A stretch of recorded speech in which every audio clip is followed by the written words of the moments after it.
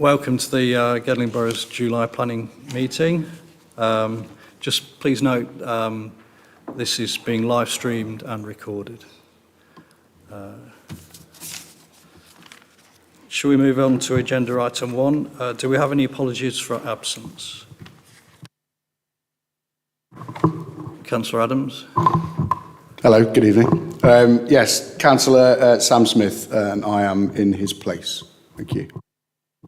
Thank you. And also Councillor Ron McCrossan is absent.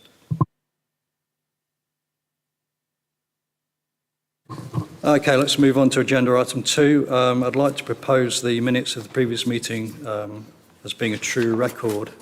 Do we have a seconder? Thank you, Councillor Ellis. Are there any comments on the minutes of the previous meeting for accuracy?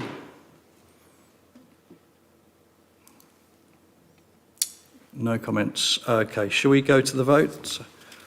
So we're voting on that the minutes of the previous meeting are a true and correct record. All those in favour?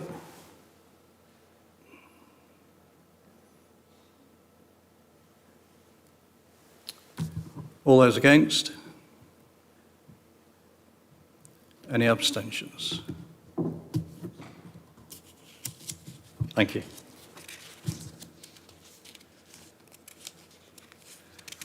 So let's move on to agenda item 3. I'd like to bring your attention to the planning protocol. Just please make sure that you're familiar with it. Shall we move on to agenda item 3? Do we have any declarations of interest, pecuniary or non-pecuniary?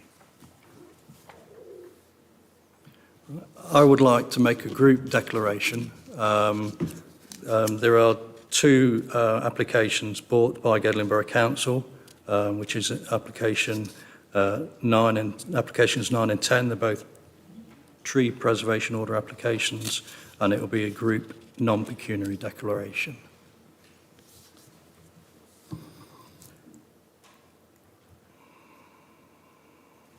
Right, shall we move on to agenda item 4, which is land next to Pepper Potts, Mapley Plains, Mapley.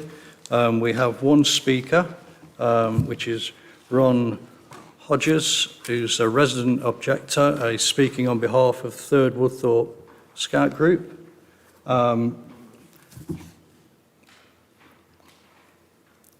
Hello, Ron. You'll have 3 minutes to speak. There'll be no questions, and when your 3 minutes is up, I will stop you if you are still speaking. So if you could, when you're ready to speak, if you could press the red button and start speaking. Thank you.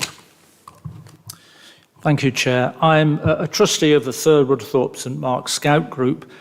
We own Pepper Potts at Mapley Top next to the development site. We bought Pepper Potts back in 1977, and we'd had use of the land before that under a lease. So we've been there about 50 years. We would like to be there another 50 years. During that time, we've always attempted to have good relationships with our neighbours, and we appreciate their understanding of our position. But we've never had housing so close to us as is proposed with this development. And our concern is that this leads to a demand that we reduce or even completely cease our activities. See, for example, one might imagine an estate agent, trying to sell a property here as an idyllic retreat on the outskirts of Nottingham. And then people move in and find that actually they can hear young people enjoying themselves, learning new skills, having new experiences, and including an occasional overnight camp or bivvy at the weekend. So we ask Gedling Borough Council to issue a public statement that they will continue to support the use of Pepper Potts as a site for young people. We also wish to protect the boundary of our site. In particular, we have a hedgerow that we planted about 25 years ago. It's a natural solution to the issue of safeguarding young people at the top of our site. Much better, we think, than having a metal or wooden fence. It's not clear to us from the plans just what's intended for this hedge. We just see a red line on the border. So we think there's not a suggestion of its removal. However, we're aware of an incident in Ruddington reported at the beginning of this month where a 30-metre hedgerow was pulled up and replaced with a fence by contractors. I should say this is a different developer than the one involved with the pepper pot scheme. And this is reported, quote, "The developer has acknowledged this should not have taken place and has just replanted what it destroyed." Let me be clear. All they've done is put some whips next to the fence. So hopefully in 20 years' time, these whips will have turned back into a new hedge, or not, as the case may be. We do not want this to happen at pepper pots.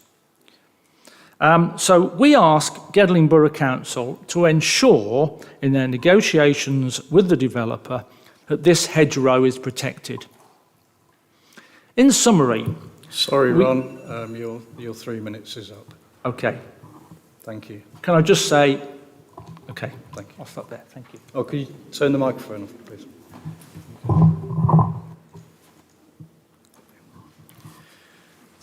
Thank you, Ron. So we'll carry on now with the introduction, which will be done by Nigel.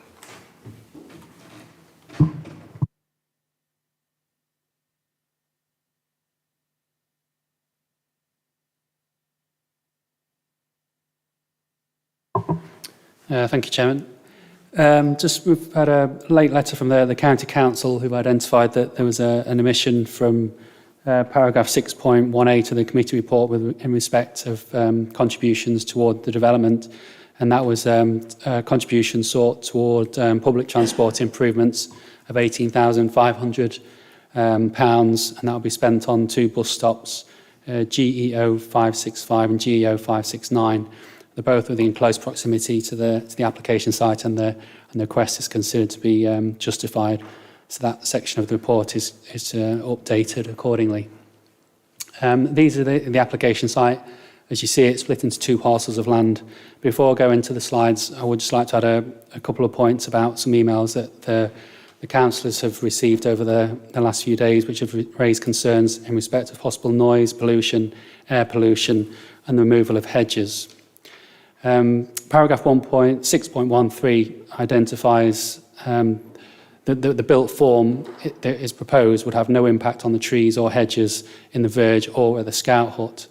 No, the applicant is not intended to remove any trees, and they're on third-party land, and this has been confirmed as acceptable by the council's arborist. In respect of noise impacts, that's covered in paragraph 6.7 of the committee report. The acoustic barrier is proposed to be relocated rather than removed. Proposed buildings will act as a noise barrier to existing properties. A mitigation proposed for the dwellings have been identified in the forms of glazing features and ventilation. As a result, the impact on amenity from noise to existing and proposed occupiers will be acceptable. In respect of air quality, the Environmental Health Officer has confirmed that an air quality assessment is not considered necessary in this location and that pollution levels are considered to be acceptable. In terms of the built form that's proposed, there's supposed to be 8 dwellings. You can see 5 will be off this access here, which is a left turn only and off from Plains Road. And there'll be 3 dwellings in this location, and there'd also be these 3 blocks of flats. The 8 dwellings will be 2 stories in scale, whilst the flats would be 3 stories. This is the block of flats that will be on one of the corners with Mapley Plains and Colliery Way. This is the one that will be to the rear of the site, further along Colliery Way. And these are the elevations of building C that would be on the plot closest to those on Clementine Drive. In terms of the scale, the built form will be 2-storey with the upper floors in the roof space. In terms of contributions, there will be a full policy compliance scheme providing 12 affordable dwellings and money towards bus stop improvements, the primary care trust, education and a monitoring fee, as well as a local labour agreement. In terms of impacts on amenity, This was considered to be acceptable in that a distance of 21 metres would be proposed between existing and proposed dwellings on Clementine Drive. 2 access points are in situ from Colliery Way, and there would be a new access point from Mapley Plains as well. The Highway Authority have raised no objection to the application on highway safety grounds, and adequate parking would be provided also. These are just some of the slides showing some of the 2 smaller units, and there's another one of the detached dwelling. And these are some of the pictorial views that have been done by the architects. This is what you would see from the junction of Colliery Way and Mapley Plains. And then this is a view if you were heading up Colliery Way towards Mapley Plains, that you would see on the left-hand side as you're heading up the road. In respect to the noise, this is an extract from the noise survey, which, as you can see on the left here, kind of identifies the loudest points, obviously closer to the roadway. As you get further away from the site, you can see here in particular for the properties on Clementine Drive, that is where the noise levels are at their lowest. And this drawing just shows where the mitigation is required, and it is on the existing, proposed units where they would need the double or treble glazing with the ventilation. And these are just some of the pictures just to show how it looks currently. And in terms of the planting to the edge of the site, that is outside of the application size and couldn't be removed. And as you can see from these pictures, the trees also an adequate distance away so as not to need to be removed as part of this development. And this is the boundary that the previous speaker mentioned in terms of the relationship with the scout hut. So in effect, this is the boundary that's in situ. And condition 19 in the report identifies a condition to do with boundary treatments. So that should look to be retained. Weighing things in the round, it's considered development complies with pertinent policies, providing a full policy compliant scheme with respect to the character of the area and residential amenity and highway safety. As a result, the application is recommended for approval, subject to conditions and the signing of a Section 106 agreement, as outlined on pages 34 to 40 of the agenda. Thank you, Chairman. Thank you, Nigel. I'd like to propose agenda item 4 for the purpose of debate. Do I have a seconder? Thank you. Councillor Wilkinson. Are there any comments? Any speakers? Councillor Beswick. Thank you. I have several issues with this development, really. Building C, I note, is a 3-storey dwelling. It's about 10 metres high, I think, which is obviously higher than the usual 2-storey house. And living accommodation is going to be in all 3 floors. Do we not feel that this is going to overlook the rear of the properties, particularly on Clementine Drive, and be of an overbearing nature, leading to a severe loss of privacy for those residents? Well, I do. I also note that the shortest distance between a property on Clementine Way and a building C will be about 21 metres. Normally, I know this would be an acceptable distance between the rear of 2 properties. However, I do not think we have taken enough account of the fact that building C is 3 storeys high. Secondly, I know that the development requires for the removal of the acoustic fence. I understand that this fence was also constructed to protect plants, trees and hedgerows. It's now my understanding that there appears to be no provision to protect these habitats, and that the consequent loss has not been considered in the fullest manner. Finally, and maybe most importantly, I believe that this development is detrimental to the amenity of the area and of an incongruous appearance. Some of these buildings are 3-storey blocks of flats at the top of the Gedling access road, overlooking the entire Gedling Valley area, visible from the valley below. For want of a better analogy, they're going to stick out like a sore thumb. This development will stand for decades, with all due respect to the architects. They're not exactly pretty, are they? They're not exactly a Fothergill or a T.C. Hine. And I, for one, do not want to look up and wish we had changed it when we had the chance. As custodians of the appearance of this borough, I think we'll be failing our duty to approve planning on this development. Thank you. Thank you, Councillor Beswick. Just in respect of building C, these are you can see here there's not a window proposed to be in that nearest elevation, and at 21 metres we consider that distance to be acceptable so as to not to impact on amenity. With regards to design, realistically that's, as officer level we consider that to be an acceptable design, but if members feel to the contrary and can justify that, that's in members' gift to a degree, but at officer level the recommendation is as outlined. Thank you, Chairman. Thank you. I've got two more speakers, Councillor Graham Pope and Councillor Addis. Thank you, Chair. Just two questions, really. Firstly, can you just confirm which of the three access roads are going to be adopted and which won't? Because I couldn't quite get my head around that in the planning application. And secondly, the acoustic barrier and hedgerow which have been planted along the border of Plains Road and Gedling access, the access road, which is going to be relocated. Why are we wanting to move it? Can the development not go ahead with that left in situ? Thank you. I'll answer the question about the acoustic fence while I'm on this slide. In effect, the acoustic barrier runs along this line here, and then it's proposed to be relocated to along that line there to the edge of the site. In effect, if it were to be retained, then that would have a detrimental impact on the outlook of, in effect, these properties that are proposed to be built. But in terms of its functionality, the noise report submitted in support of the application indicates that the actual buildings that are proposed to be built will act as the noise barrier in place of the fence that's to be removed. So the actual impact on these properties is arguably going to be better, according to the noise report. The second point was to do with the hedgerow, was it? The planting? Sorry, that was to do with the hedgerow and the acoustic. I mean, you could leave the hedgerow in situ, surely. The other question was about which of the roads are going to be adopted and which aren't. But you can tell us about the hedgerow, why you need to move that.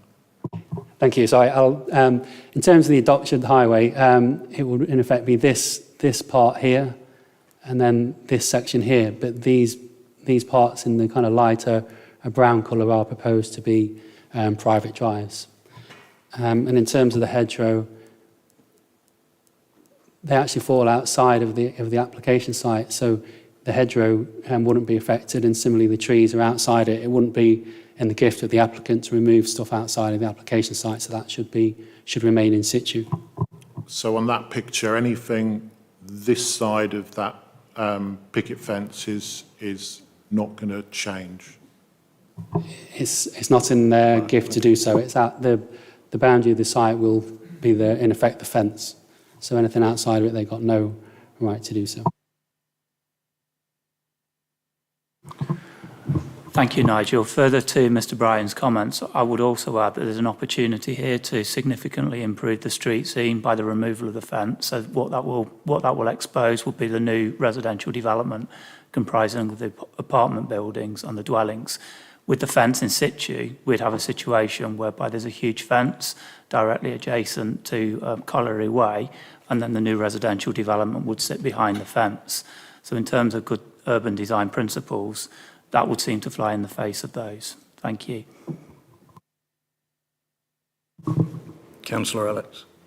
Thank you, Chair. I think, like Councillor Beswick, I was concerned about the buildings on Plains Road, although I do see that through negotiations it's been reduced to the third floor in the roof, so it's lower than it was, and I think on balance I'm prepared to go along with that. There's a couple of questions though. The first one, picking up Mr. Hodges' comment about the fence. Well, first of all, I think we all know that Pepper Potts is a really good scout hut and does some really good activities. And certainly, I don't think anybody here would want to see any attempt to stop their activities. I know there was some concern when the GAR was being proposed. But I'm glad to see it's maintained, and I expect to see it going from strength to strength. But The second issue there is about the safeguarding and the hedge. Now, I noticed that condition 19 says no part of the development should be brought into use until details of the boundary treatments have been submitted. But that's brought into use, whereas condition 20 is no part of the development shall be commenced until details of ground finish levels. I just wonder whether condition 19 is too weak and whether that ought to be strengthened to say no part of the development shall be commenced until the boundary treatments have been agreed. So I know I'm aware of the cases that was mentioned of the developer pulling up hedges wrongly, and I think, as I understand it, both the Pepper Potts hedges and the hedge down the Gedling access road are outside the red line. So I think we need to make sure that they're not affected. So the question is, can we strengthen that? Is it appropriate to strengthen that? And the second one is picking up the issue about the noise. I can see that the noise barrier moving will continue to protect Clementine Drive, but I am concerned about the effect on Building C particularly. I would just wonder if you could tell us a bit more about the noise mitigation measures that are mentioned in the report and how effective you think they will be. Thank you. Thank you. In terms of updating condition 19, if members felt it was appropriate for it to be shall not be commenced until such time as development starts, instead of brought into use, I wouldn't see that as an overriding issue. And in terms of the mitigation for the noise, let me just go to the correct slide. So really what the report identifies is that if the windows to these properties are open, then the noise mitigation will be harmful to the occupiers. So I can't quite remember if it's double or treble glazed. I think some of it's going to be treble and some of it's double glazed, and then that would need to be vented as well. But if the windows are open, then it will be above the recommended levels, so hence really the extra mitigation of the sorry, I can't remember if it's double or treble glazing and vented as well, so it would need those on all of these frontages highlighted in purple.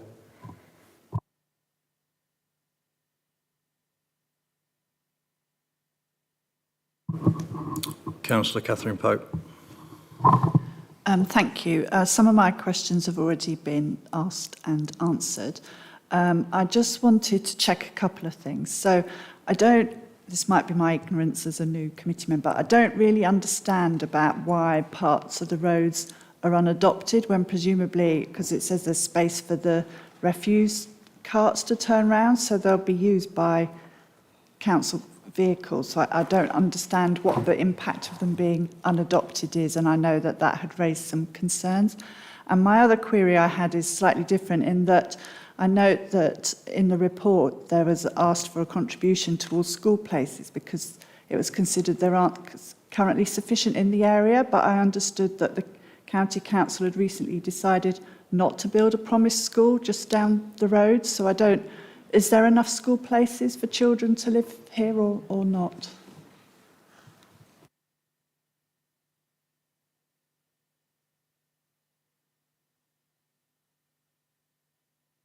So in terms of the school places, I can answer that question. So what the County Council have done in relation to the Chase Farm development is they've submitted a deed of variation application to repurpose the primary school contribution of £3.6 million. So that can be expended on secondary provision because the county have identified a need for secondary provision in the pupil planning area that they use.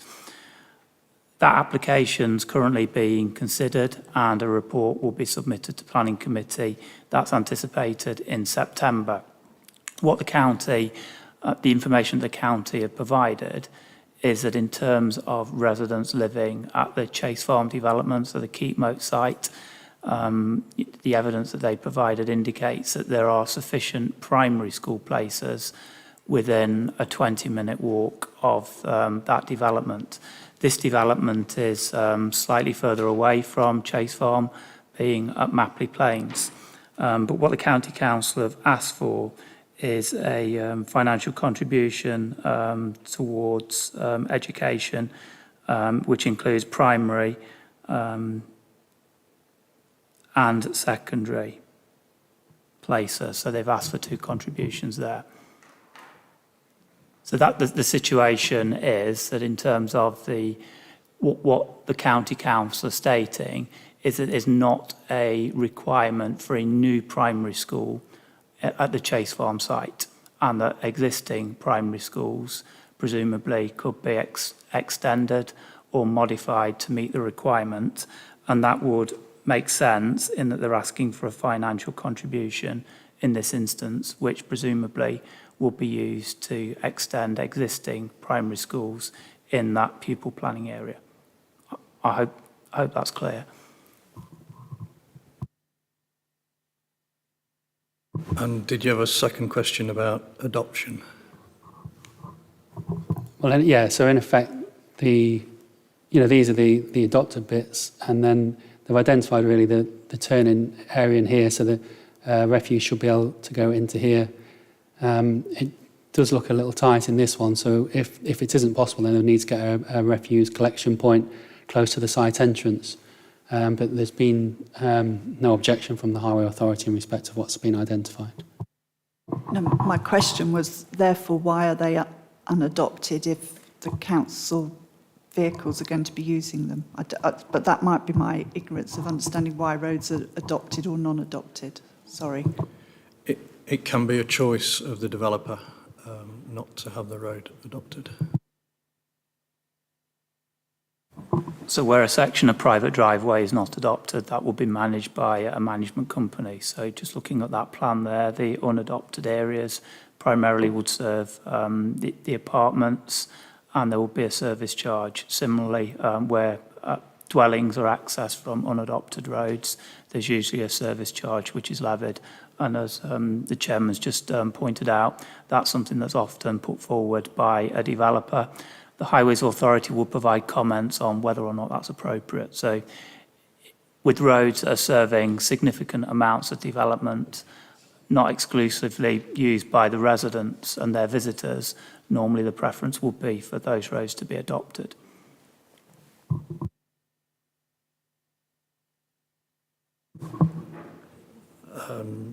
Councillor Adams, next. Thank you very much. Yes, I must start off by completely agreeing with Councillor Bestwick on the point around the visual aspect of this development. I think I remember us discussing an application some time ago around the construction of a car wash, which was going to be off the Gedling access road. And we discussed that as being a gateway to Gedling. If this isn't a gateway to Gedling and the Trent Valley, I do not know what is. As you turn around that corner and look over the view as you get around there, it is obviously a real interesting view of the whole valley. I'm interested to see how these flats sit in the actual landscape, because I don't think there's any, unless you've got any images of that in terms of how it sits topography-wise with the existing landscape.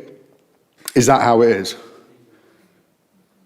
So to Plains Road, that's how it sits. So first floor is pretty much level with the top of the windows, is pretty much level with the existing road surface on Plains Road, is it?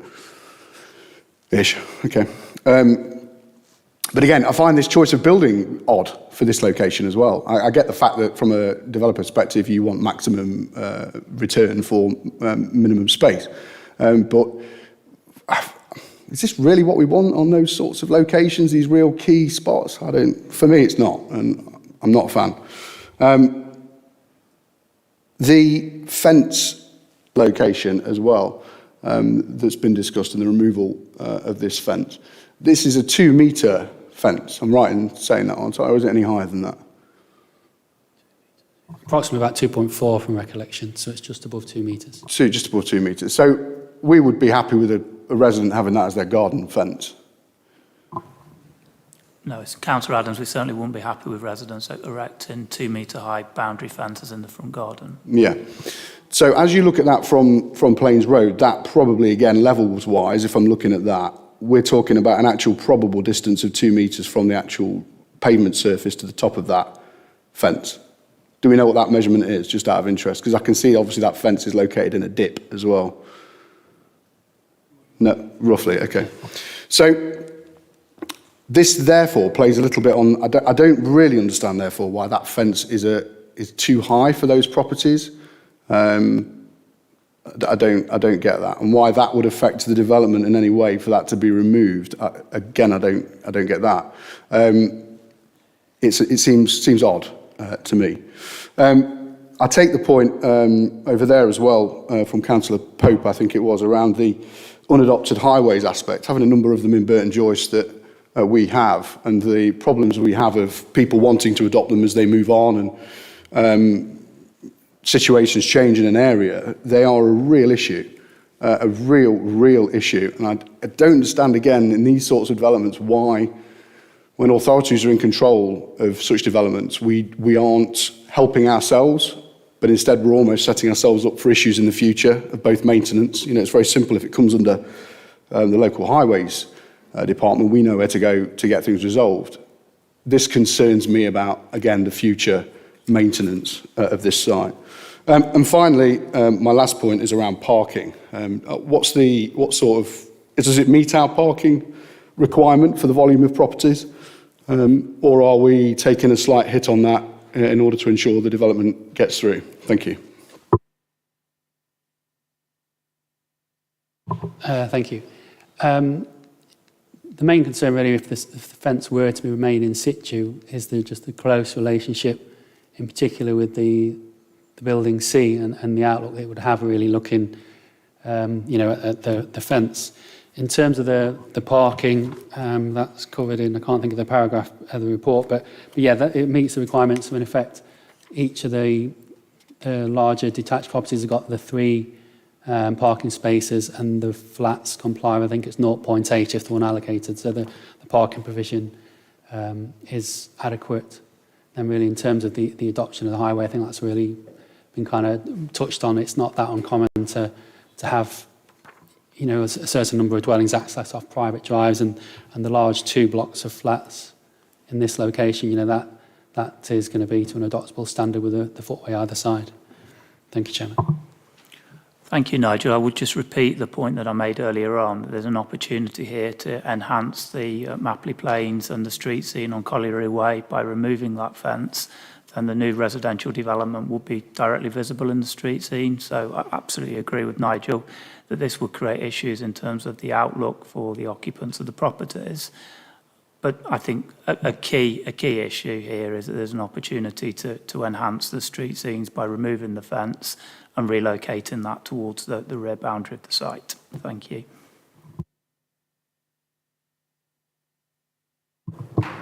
Councillor Strong. Thank you. I do have some questions which might have been covered in part. And if we could go back to the adoption and non-adoption issue, I don't understand why the unadopted roads have been allowed through. These dwellings have been accepted as affordable or for rent, which might indicate low income, and yet it would mean extra expense for the people who take them on.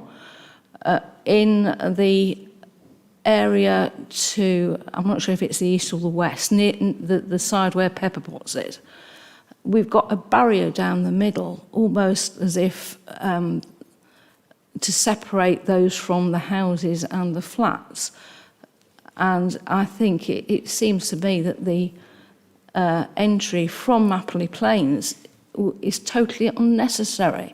If the road went through and there was a slight rearrangement of the dwellings, you could have one road which would remove the need for entry from Mapley Plains. Again, according to the documents, left-hand entry is recommended, is going to be allowed only for Mapley Plains.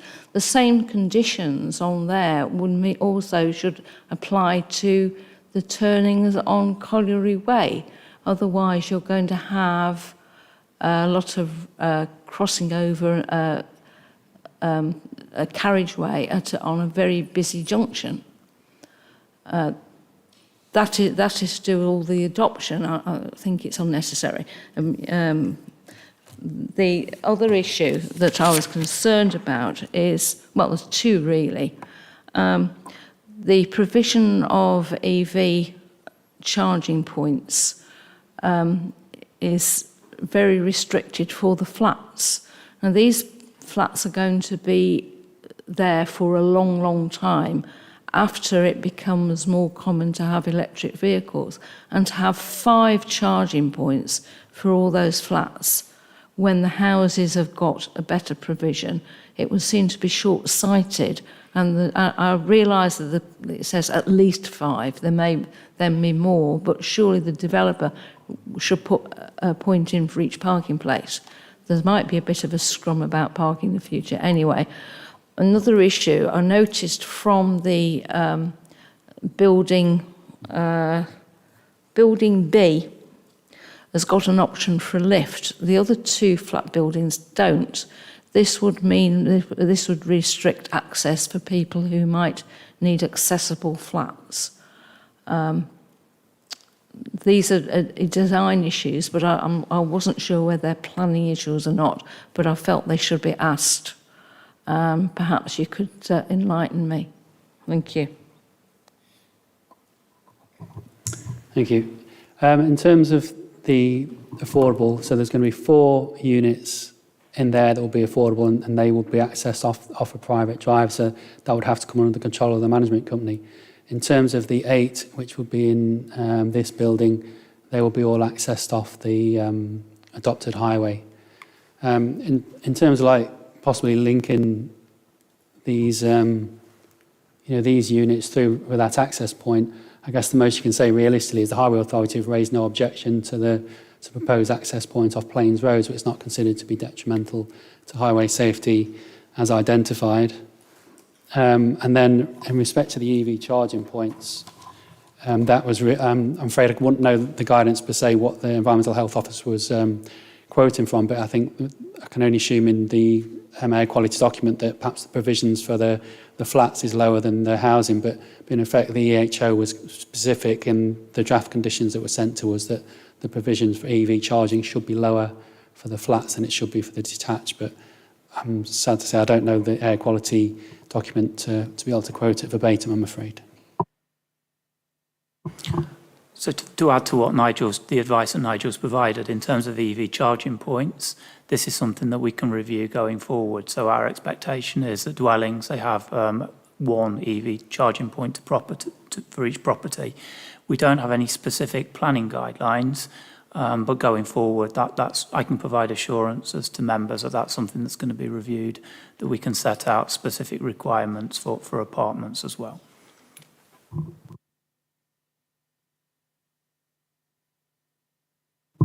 Councillor Elwood. Thank you, Chair.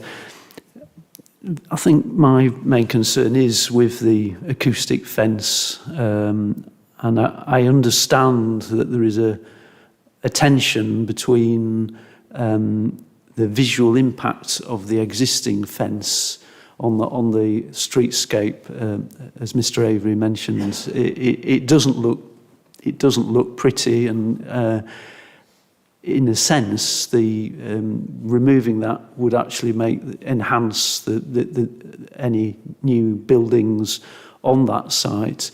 But my main concern is that I don't think moving the fence to the back of the new properties would work. I think my understanding is that acoustic fences have to be right next to the road to allow the sound to bounce off.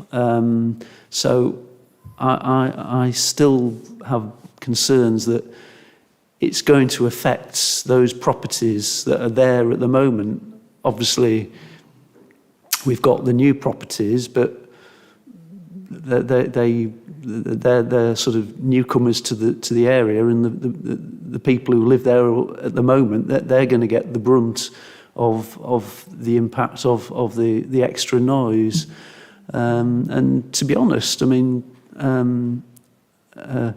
Mr. Bryan mentioned about having treble glazing and vents in some of these properties, you do wonder whether that's going to make it not particularly pleasant for the people in the new houses either. So on balance, and I know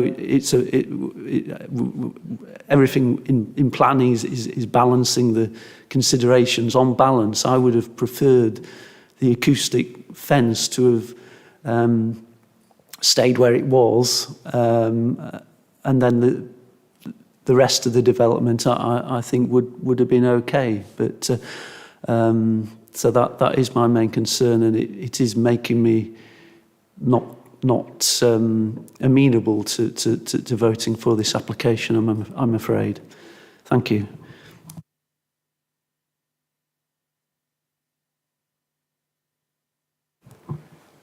If I could just offer some advice to the Planning Committee, a refusal on the grounds of noise may be incredibly difficult for the councils to substantiate, having regard to the noise report that's been submitted and comments from our own environmental health officer. So I just wish to provide that advice to members.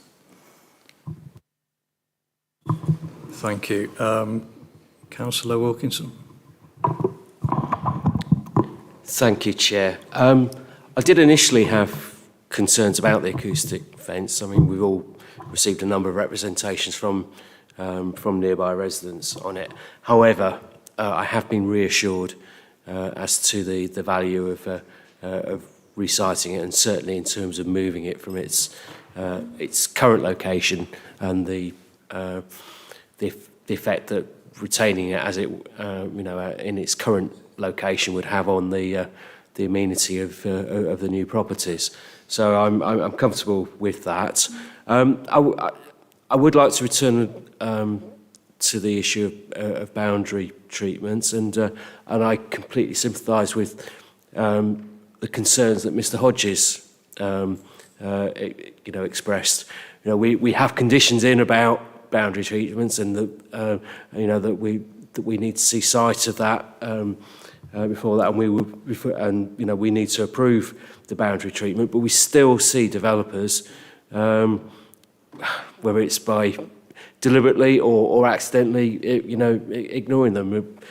I can't remember the name of which authority it was that Mr. Hodges quoted as an example where it happened. But we've got one on our doorsteps where it happened. We're down at the Highclere Drive site where developers started ripping out hedges until they were stopped on that. So I think it's something that we really have to keep an eye on to make sure that any conditions that we put in place and approvals on boundary treatments are strictly followed, and that developers don't get away with ignoring them.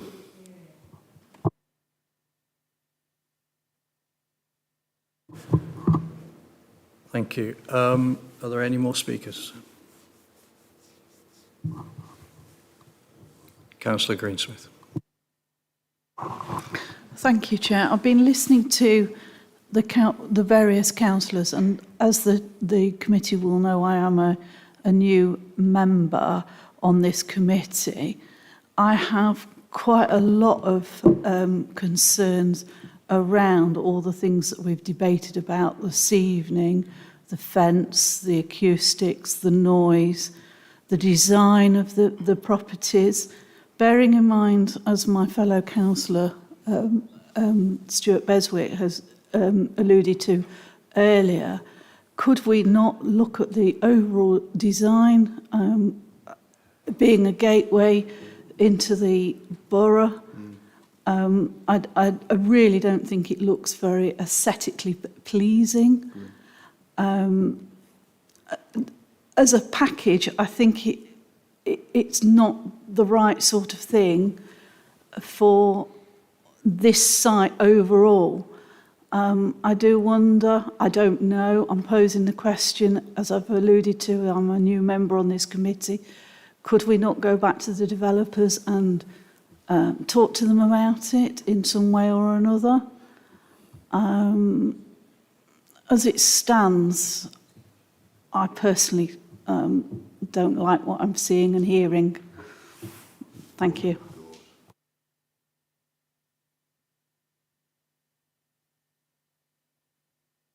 Thank you. In terms of negotiations with the applicant, that has been undertaken. The scheme has been reduced in terms of the flats, has been reduced down from 4-storey down to 3-storey in scale. So, as I say, at officer level, we're content with the recommendation. So, I imagine that further negotiation with the applicant stroke agent may not be the most fruitful.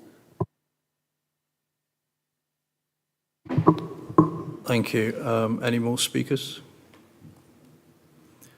Right, I think before we move to the vote, Mr. Avery will clarify the amendments. Thank you, Chairman. So there have been 2 amendments which I've noted. The first arising from Mr. Bryan's presentation, that he reported some additional comments that have been received from Nottinghamshire County Council seeking a contribution towards a bus stop. So the recommendation is updated in that regard, that would also need to be included in the Section 106 agreement.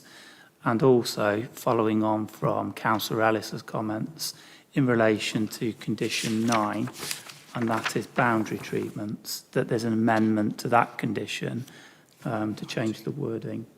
So it's condition 19, to prior to the commencement of development. Thank you, Chairman.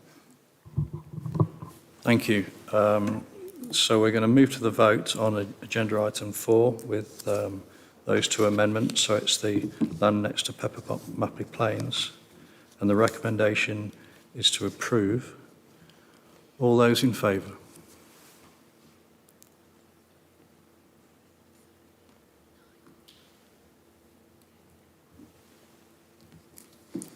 All those against?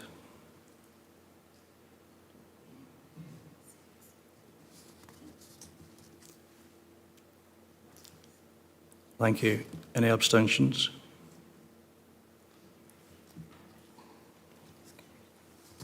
Thank you. That is carried.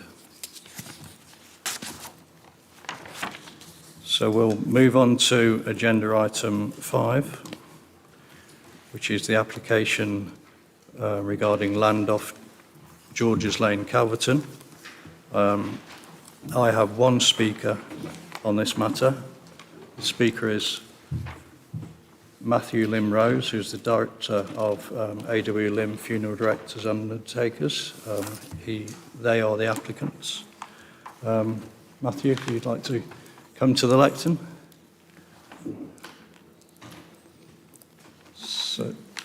So the same rules apply. You've got 3 minutes. There'll be no questions, and at the end of 3 minutes, I'll stop you if you're still speaking. Press the red button and start when you're ready. Good evening, Mr. Chairman, councillors, ladies and gentlemen. Thank you for the opportunity to speak in support of our application for a fantastic new facility in the Gedling Borough. My name's Matthew Limrose, and I'm the Managing Director of AW Lim, the Family Funeral Service. Founded in 1907 by my great-great-grandfather, AW Lim has been wholly owned by my family, and over the last 116 years, the business has expanded and adapted to support the needs of our local community. I'm the 5th generation of my family to not only manage the business, but to work hands-on as a funeral director. The cemetery at George's Lane, which was granted permission at this committee 12 months ago, is a fundamental part of our ongoing process to invest in our premises and people in order to constantly improve the level of service we give to the bereaved families of this borough. The application for the Borough scheme, which is to be determined today, covers just a small part of the 27-acre site. We're delighted that the Planning Committee report indicates that this type of development is not, in principle, inappropriate in the Green Belt. And naturally, we fully understand and respect the importance of protecting that Green Belt. We have been working on the Borough scheme with Sacred Stones for some time now, and whilst this would be the first barrow to be built in this region, a number have already been built in open countryside following approval from other local authorities, including one in an area of outstanding natural beauty. Barrows provide niches within the walls to accommodate a set or multiple sets of cremated remains. A barrow gives a unique environment for families to visit, often on special occasions. And at other sites, family members have lit candles to place in their niche. Children and grandchildren have drawn pictures, written messages, and placed other items inside the niche. This form of memorial would give an opportunity to the borough, which is unique in this region, whilst actively respecting and enhancing the rural character of the site. Barrows at other locations have featured on the BBC's Country File and are havens for culture, including art, music and performance. Academics regard this form of community memorial as an important link to our past while serving the needs of our community today. Given the unusual nature of this application, we would be more than happy to facilitate a visit for the officers or councillors to another site, given that it is difficult to appreciate the beauty and tranquility of the Barrows. We thank the council officers for their pragmatic and professional approach, but note that the Section 106 agreement is now agreed and with the council legal team. We encourage this meeting to have a healthy debate and to consider overturning that recommendation as per the report. Thank you. Perfect timing.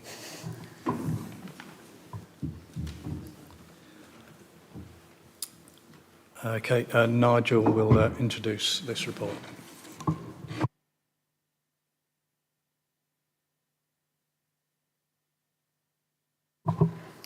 Thank you, Chairman. Just for clarification, we've had an additional letter of support from Reverend Canon Malky Brett highlighting the need and desire for this type of burial provision. In terms of what's proposed, and in terms of background as well, the application site does have permission for a burial ground and associated structures, which was granted last year. What's proposed as part of this application is for the erection of 3 barrows, 2 of which would be walls approximately 2.7 metres high in a circular shape, roughly 14 metres in diameter. And then a third barrow would be a grassed mound with the barrow underneath, and that would be approximately 9 metres tall. In terms of the relevant kind of planning considerations for the application, most pertinent is paragraph 149B of the NPPF, so I'll just read that out verbatim. And it says, a provision of appropriate facilities in connection with the existing use of land or change of use for outdoor sport, recreation, cemeteries, burial grounds and allotments are acceptable as long as the facilities preserve the openness of the green belt and do not conflict with the purposes of including land within it. Therefore, the key judgment in this instance is not the principle of development, but rather whether or not the structures proposed will preserve the openness of the green belt.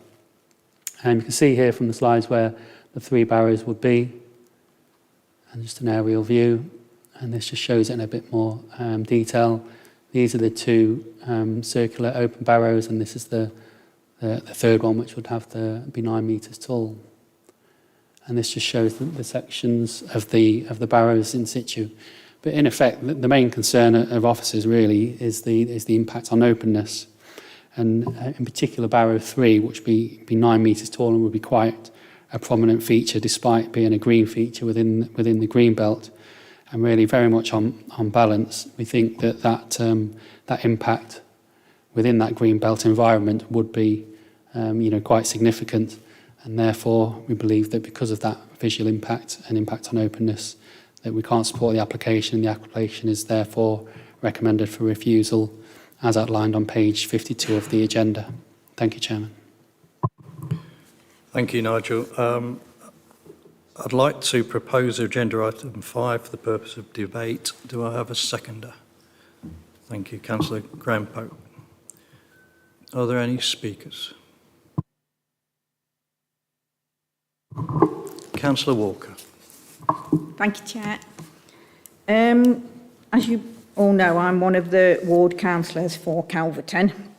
And I just want to mention a few things, if that's all right. I do think there is sufficient provision already in the borough. And I know Calverton have already had planning for their own cemetery with provision for a garden of rest and all sorts of other things. So I feel that there is sufficient provision. The access is one of my big concerns because I go up George's Lane on a regular basis and that corner is very tight. People do come down at its speed. just as you come around the corner on the left is a car park where a lot of people park for dog walking and different things, and that doesn't help. So the access does concern me a little bit. I'm not sure the style is in keeping with Calverton. And at the moment, I'm probably liable to support officers' recommendations. Thank you, Chair. Thank you. Any other speakers on this item? Councillor Elwood. Thank you, Chair. Just a question, really. I presume there are facilities on the sites for the repose of ashes for cremations at the moment without these proposed structures being built. Is that the case?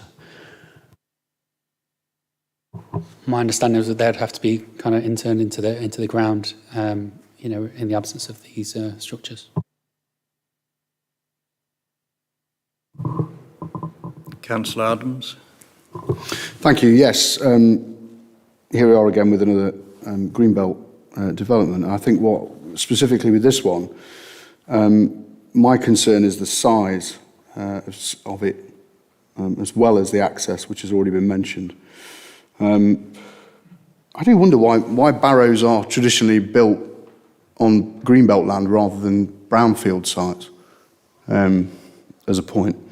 Because obviously, if they are reflective of a community in terms of it being within a community, I always wonder why they're not built within a community rather than on the outside in green land.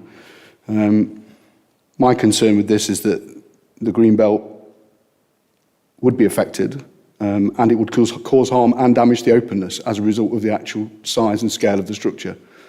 So I will be backing the recommendation today. Thank you. Councillor Wilkinson. Thank you, Chair. These are quite clearly substantial structures, and I think it would be difficult to argue that they don't impact on the openness of the green belt. And I'm not persuaded that there are very special circumstances that would lead to us not according with our own policy. So I'm minded to support the officer's recommendation and refuse this application. Thank you. Are there any other speakers on this item? Okay, we'll go to the vote. We're voting on agenda item 5, which is land off George's Lane, Calverton. The recommendation is to refuse. All those in favour?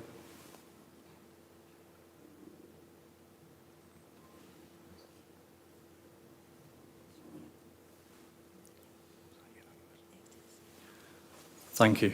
That is unanimous. So we've voted in favour of the recommendation, which was to refuse.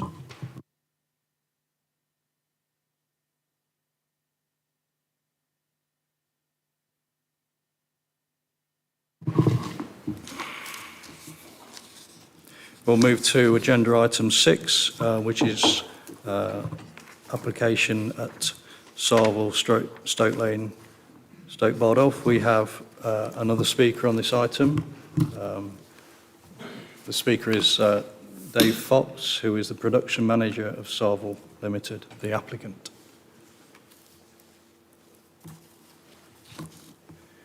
Again, you have 3 minutes, and I will interrupt you if you're still speaking at the end of 3 minutes. Please press the button and start speaking when ready. Members, Chair, thank you for the opportunity to speak to you about this application today. My name is Dave Fox and I am the production manager at Sarville Nottingham. Sarville is a poultry processing facility taking unusable category 3 material from the food chain that produces feed material used in the pet food industry. We have been operating from Stoke Bardolph site for over 50 years and are part of Saria, a multinational company with its headquarters in Germany. The application before you is a retrospective application that is recommended for refusal. If I may, I will explain why the application and its approval matters to the company. What is it? It's a temporary, self-contained, purpose-built store to house up to 200 one-tonne tote bags containing poultry and feather meal prior to distribution. It is 20 metres by 20 metres squared, 9.5 metres high to the apex, having a sloped roof. It is made from galvanised steel supports with a vinyl material making up the outer coverings. Access is by a quick-action roller shutter door. What does it do? It provides on-site storage rather than transporting material to a store 30 miles away and then returning the material to site prior to distribution to our customers. Therefore, it prevents the need for haulage and unnecessary environmental impact. It lowers site movements, limiting pedestrian and mobile plant interface by lowering the amount of trailers to be loaded and offloaded. Why do we need it? It satisfies poultry meal customers' necessity for storage and control of hygiene. Less noise and less vehicle movements, benefiting our neighbours whilst lowering our carbon footprint. It is part of the modernisation and upgrade of the site. What is the impact if rejected? Future development is constrained, including positive environmental investments. Our largest international customer insists on having on-site storage, so may result in loss of business and jobs. The majority of our workforce is drawn from the Gedling Borough area, myself included. In closing, the application provides economic, visual and amenity benefits to the site and is of a high standard of design, which respects the immediate character of the area. The development represents sustainable development, and there are matters to support the development which outweigh harm to the green belt, so very special circumstances exist to justify the development. We hope the members of the committee are able to support the application to safeguard existing and future jobs in the district. Thank you. Thank you, Mr. Fox. Craig will introduce this item. Thank you, Chair. Bottom line is we've got a large commercial detached building in the middle of the countryside and Greenbelt, essentially within a built-up area, but nevertheless allocated as Greenbelt. I won't go into how it's operated. Mr. Fox covered that very well in his speech there. So essentially what we've got is a large commercial detached building measuring some 20 metres by 20 metres by 10 metres in height. Its location there is pretty much central in the site. The large white building, centrally located. Some pictures there. Yes, that building. And that's internal arrangements. Now, the key consideration from a planning perspective is to consider all applications in accordance with the development plan, unless material considerations indicate otherwise. As I say, in this instance, the key consideration is that it's in the green belt. In terms of the principle of development, paragraph 149 of the NPPF, states that construction of new buildings within the green belt constitutes inappropriate development, although there's a list of exceptions to this. The exceptions covered by section G allow limited infilling or the partial or complete redevelopment of previously development land, but that is only where the development would have less of an impact than the existing situation. Now, if you look at the moment, what we've had previously is simply a grassed over site, and what now is proposed is a 400 square metre floor area building. Now, as I say, it's a bit unusual to have an industrial area within the green belt, but nevertheless, that's your development plan, and that's how we've got to assess the application. Therefore, it's the officer's recommendation that we refuse planning permission on the basis that would represent inappropriate development in the green belt. I could just touch on some other aspects in the meantime. The flood risk, it's in flood risk 2, area 2, but nevertheless, a flood risk assessment's been provided and the Environment Agency do not object to the application. In terms of highway safety and parking, there's no objections from the Highway Authority. In terms of the impact on residential amenity, there's no concerns. So the conclusion of all of this is that the site's in the Greenbelt and it represents inappropriate development. And the recommendation is to refuse planning permission, but I acknowledge, Chair, that's up to the committee to decide the outcome of this application. Thank you.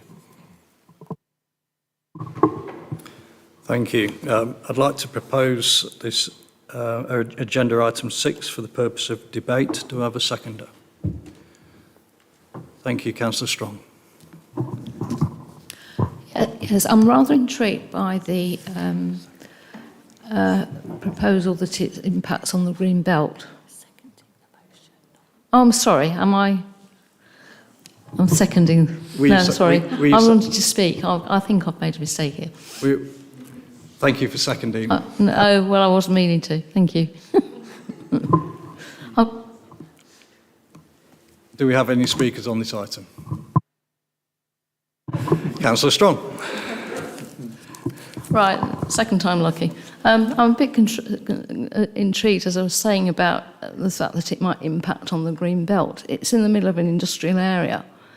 All along that road there are industries. It's almost opposite the industrial area of the new Rivendell estate. And if you go down the road, you can't see it at all. It's surrounded by trees.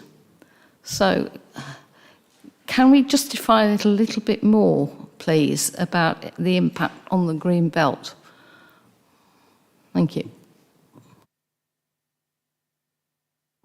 Well, the key aspect of considering green belt is openness, and visual openness is one part of it. At the moment, well, previously before the belt, there was simply nothing there. Of course, if this wasn't in the green belt, it'd be a completely different situation, but it is allocated in green belt in your development plan. So openness is a key criteria of assessing green belt and an impact on green belt, and the visual impact is a key requirement of that. So previously there was nothing there. There was simply grassed over field before the foundations went in. And now we've got a 10-metre high building in its place.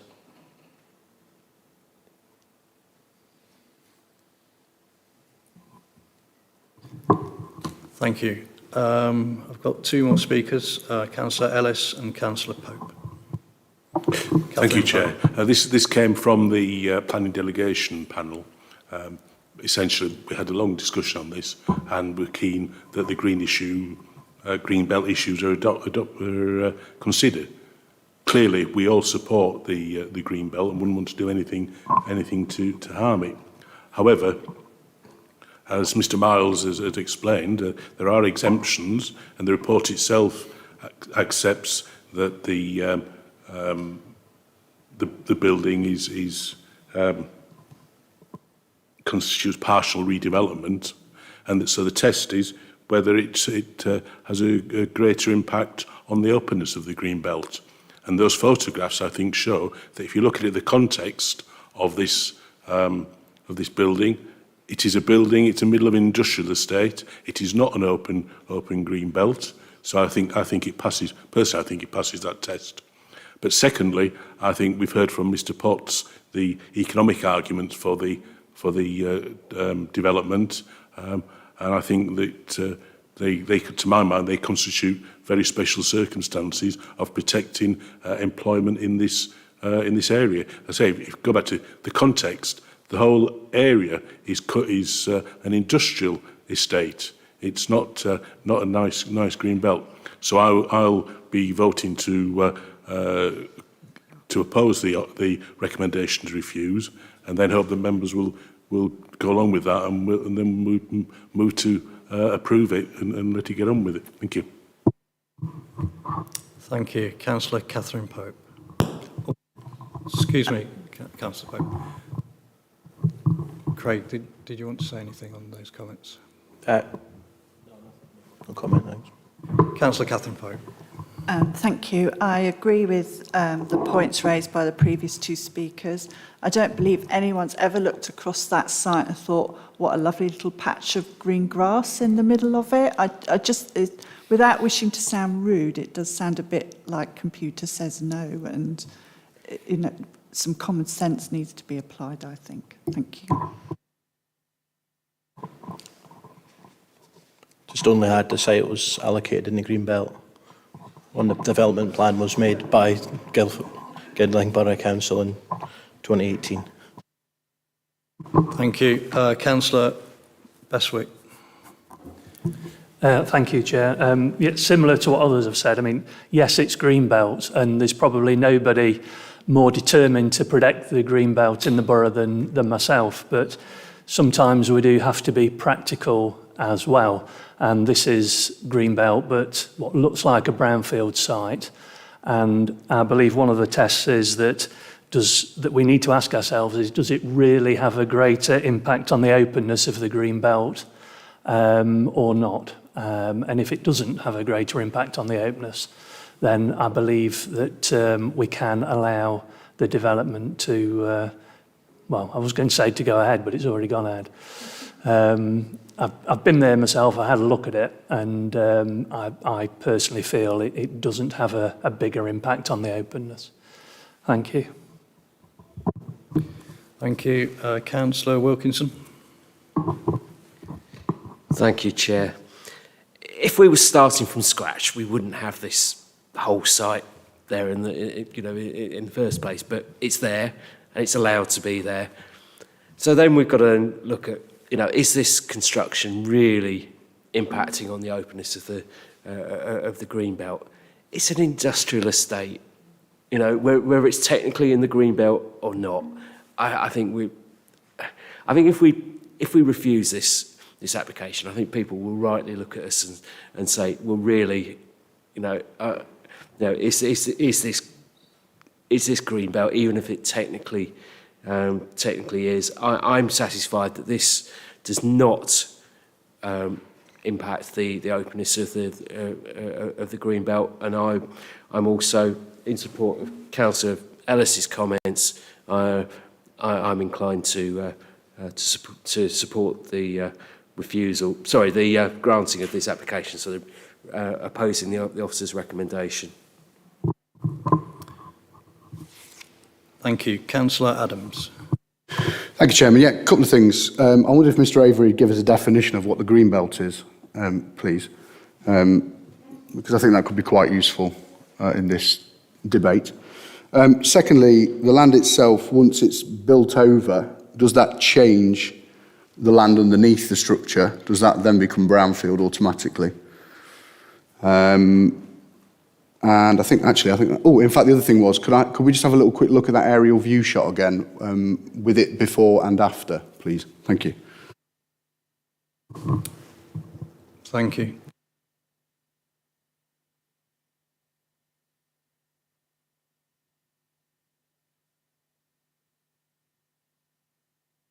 Could you put your mic on and say that again, please? Sorry, we've only got after. It's retrospective. I've got a before, unfortunately. And for the avoidance of doubt, it's the big white square in the middle? Yeah. Thanks.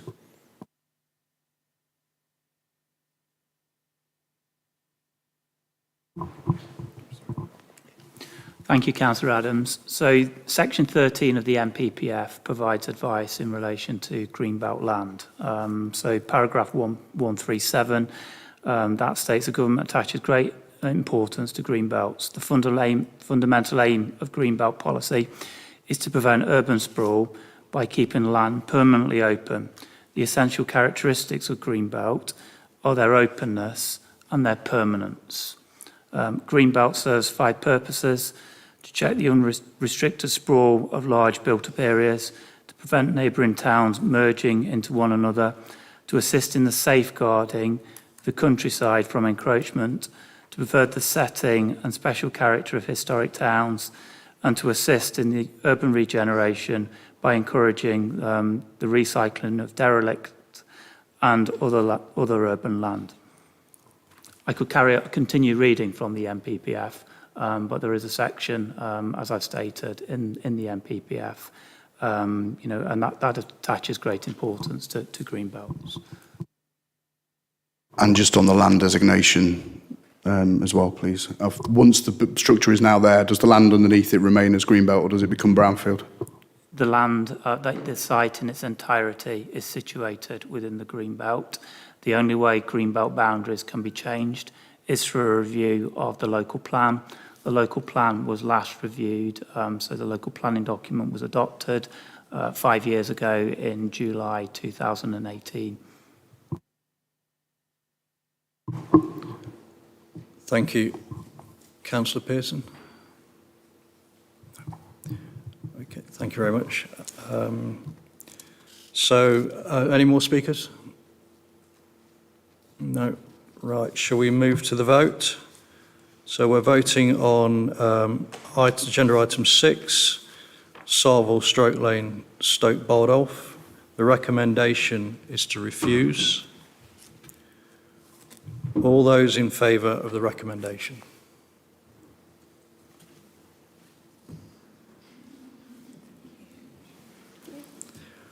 All those against the recommendation?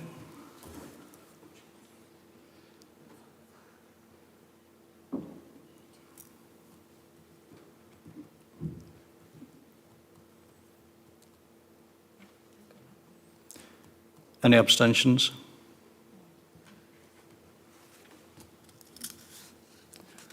Thank you. The recommendation was defeated. We will have to take a moment. Thank you, Chairman. So I've listened to the debate, and it's clear that members consider that there are very special circumstances in this instance for granting development in the Green Belt. So these being the need for the building to enhance the operational efficiency of the site. Members have suggested that it does not have an impact upon the openness of the green belt. Members have suggested that the whole area is an industrial estate. There's also been mention of supporting investment and future growth of the site. And I think what has been stated is a long-standing business as well. So these are some of the comments which I've noted when listening to the debate. So if members wish to move an alternative proposal to grant planning permission, contrary to officer recommendation, you may wish to propose the following reason for doing so. So what I've tried to do is just, as I say, capture some of the reasons given in the debate, and I'll now try and provide members with a reason for refusal, which they may wish to propose. So the development was considered to result in an appropriate form of development. Well, the development, whilst considered to result in an inappropriate form of development in the green belt location, very special circumstances have been demonstrated in this instance. These being the need for the building to enhance the operational efficiency of the site, supporting investment for the future growth of the site and the economy. It's also considered, given that this is an expansion of the existing business at the site, there are no other viable options to locate the development in an alternative location. Whilst the building is fairly large in scale, it is also considered, given the location of the building, adjacent to other buildings at the site, the visual appearance of the development will not be unduly visible in this location. And then it was mentioned that a flood risk assessment has been provided, so we'll go on to say, in addition, given the submission of a flood risk assessment, there are no flood risk issues arising with regard to the development. The development results in no contamination issues or highway safety issues. The development therefore accords with the aims of the NPPF 2021, policies 1 and 10 of the Aligned Core Strategy 2014, and policies LPD 3, 7, 32 and 61 of the local planning document. Members, you may also wish to propose a condition requiring the development to be retained in accordance with the application plans. I would advise the following drafting would be suitable. The development shall be retained in accordance with the details as set out within the application form received on the 5th of January 2022, the location plan received on the 5th of January 2022, the plans received on the 5th of January 2022, drawing number 2020/025/03C, the design and access statement received on the 16th of January 2022, the flood risk assessment by J. Roberts Design Limited, dated May 2023, and the letter from IDP Planning demonstrating various special circumstances, dated 20th of June 2023, and the reason is to define the permission. Thank you, Chairman. Thank you.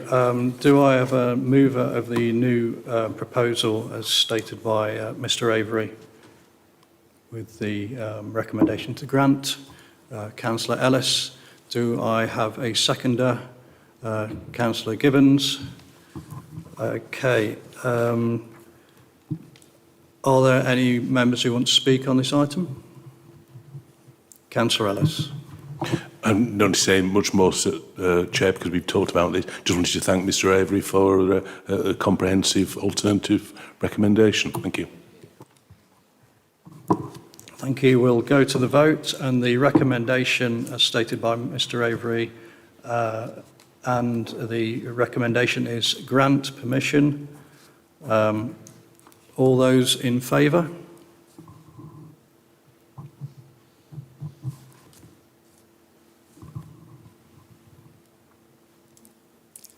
All those against? Any abstentions? Thank you. That was carried. The new recommendation was carried.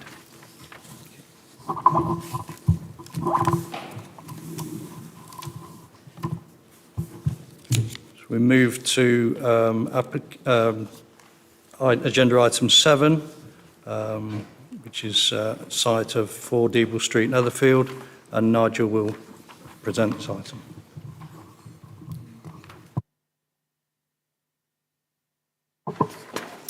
Thank you, Chairman. The application is for a 2-storey and single-storey rear extension to the property, and this would result in a 6-bedroom house, each of which will have ensuite, and there'll be a shared kitchen and living room. The extension is considered to be relatively modest in scale and not raise any significant issues in respect of impacts on amenity or design. You can see the existing dwelling on the slide there, and there's proposed to be this 2-storey rear extension here and a modest single-storey extension as well. And you'll note from the layout that there will be 6 bedrooms in total, each of which will have a bathroom. Contact's been made with the agent who has identified the dwelling will be occupied as a single household and not as a HMO. For clarification, in planning terms, up to 6 people living as a single household would not require permission in its own right as a change of use. However, if the occupiers are not previously known to each other, then this would result in a licence needing to be given by Gedling Borough Council, regardless of whether or not planning permission is required. Other key considerations for the application are considered to be the impacts on amenity, through the intensification of the use of the dwelling, along with highway considerations. It's noted that the Highway Authority raised no objection to the application on highway safety grounds, but there would be a need to consider impacts on demand for parking. It would depend on how many of the occupiers had access to a car to establish possible impacts on parking, although it is felt that the impact would not be significant and that there are no parking restrictions in the area. The existing property has no off-street parking either. Therefore, whilst a number of the occupiers the number of occupiers at the dwelling is likely to increase over and above the existing, it is felt that on balance there should be no significant increase in demand for parking or wider impacts on amenity from noise that may result. I'll just quickly show some of the pictures. This is the existing front elevation. There's the existing rear elevation. But in terms of the recommendation, it is for approval as outlined on pages 70 to 71 of your agenda. Thank you, Chairman. Thank you. I'd like to propose agenda item 7 for the purpose of debate. Do I have a seconder? Thank you, Councillor Wilkinson. Does anyone want to speak on this item? Councillor Bestwick. Thank you. Deeble Street's a very narrow cul-de-sac in Netherfield. I'm sure some of you know it. It terminates at the railway line and consequently has a high demand for parking spaces. As you've just heard, there's no parking at the moment outside of this property. But whether it's going to be a HMO or not, it is immaterial in a way because it's going to have 6 bedrooms. So you would think that it's probably going to need a lot more parking than it does at the moment. The street is mainly terraced houses, but there are new houses there that all have provision of 2 parking spaces. I can't help but think that if this development goes ahead, the demand for parking on that street, which is already very, very crowded, will only be worse. So I would just suggest that members consider that in their considerations. Thank you. Thank you. Councillor Wilkinson. Thank you, Chair. I'm not thrilled about this application. I mean, it is an HMO in all but name. However, Highways have not expressed any concern or with regard to parking. I think there is a strong likelihood that people living in this property may not have cars. So hopefully, the impact in that sense will be, will be mitigated. I am reassured that I know it's not a planning consideration as such, but there will be monitoring of this property through other departments of the council. So I am minded to approve, albeit with some reluctance.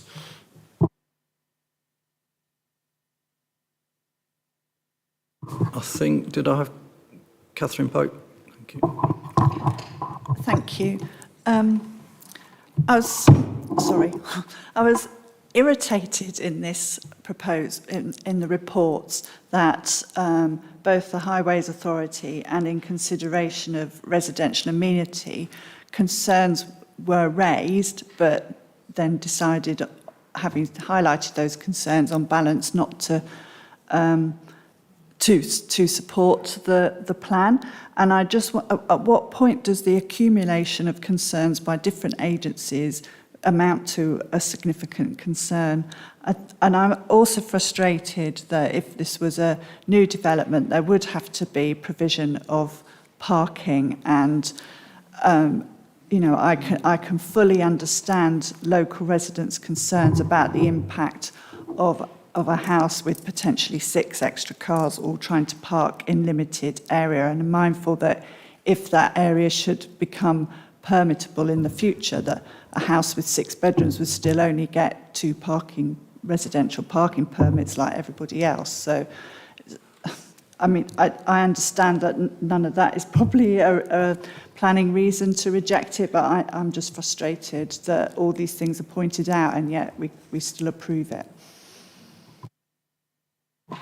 The Highway Authority identified that there wouldn't be any impact on highway safety, but I think the key impact realistically is probably going to be more on the wider general amenity, in that there's going to be that demand for parking, etc. And obviously there's going to be more people there than there are currently. Currently it's a 2-bedroom house as opposed to a 6-bedroom house. So really, in terms of assessing impacts on amenity, policy LPD 32 within the local planning document, it kind of highlights things such as level of activity and traffic and noise, etc. So don't be wrong, at officer level we feel that impact would be acceptable, but if members felt to the contrary on the grounds of noise, level of activity, traffic, etc., then and could justify it, then so be it. Really, that's the purpose of the meeting here, to have those discussions. But at officer level, we feel it doesn't quite reach that tipping point to have a detrimental impact that would justify a refusal of this application. Thank you. Thank you. Do we have any other speakers? I've got 2 more speakers, I think. Councillor Strong, Councillor Adams. Was there any other speakers than that? Okay, thank you. Councillor Strong. Thank you. Some speakers have already mentioned some of my concerns. The fact that a common kitchen and dining area constitutes a single household I consider to be a fiction, but I believe that cannot be considered here. The issue of parking has been dismissed, and the Highways Committee say there is no safety implications, but what concerns me, as a previous speaker has said, the road is narrow, ends in a cul-de-sac, although there is a T-junction. It's access for emergency vehicles. And the fact that a house with 6 extra single people, and the impact of the house as a HMO, in all intents and purposes, would detract from the amenities of the area. Most of the houses are family houses, and this is not a family house. Thank you.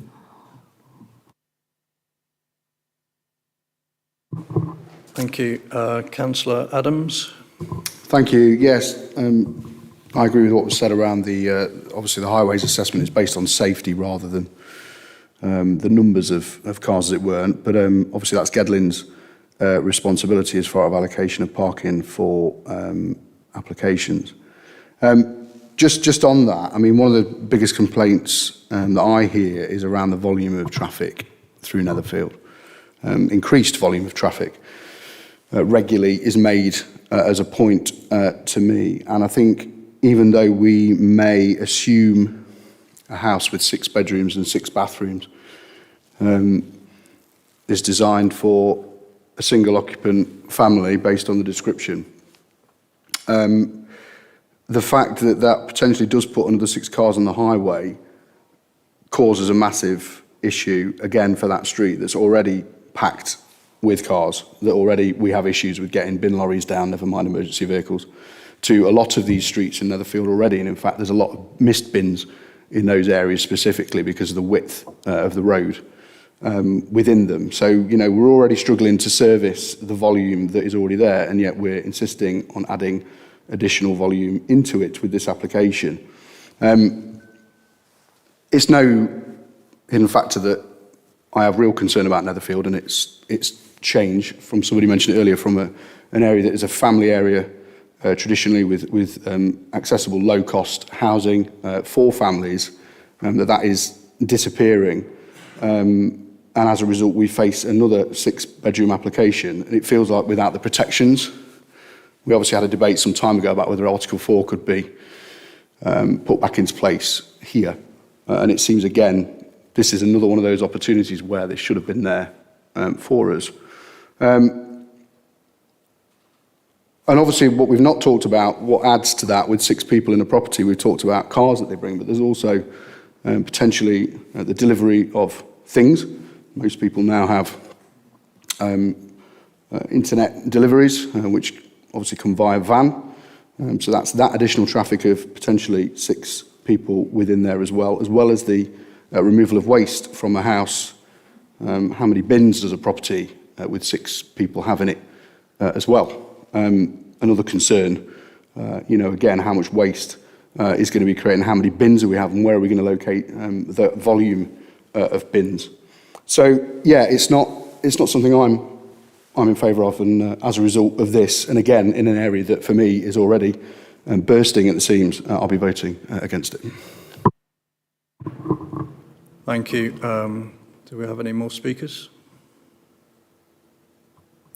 Okay, we'll move to the vote. We're voting on agenda item 7, 4 Deeble Street, Netherfield, and the recommendation is to grant permission. All those in favour?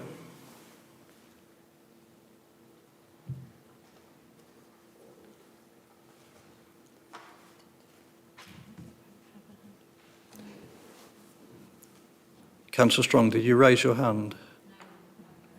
Thank you.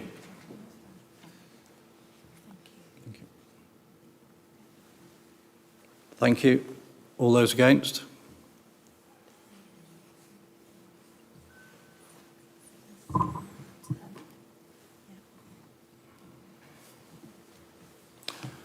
Any abstentions? No. Thank you. That recommendation was defeated. Thank you, Chairman. So again, I've been making notes during the debate. So I've listened to the debate carefully, and I've drafted a reason for refusal. So members clearly have concerns in relation to the intensification of the use of the site and the impact this would have on the amenity of adjoining residents and the character of the area.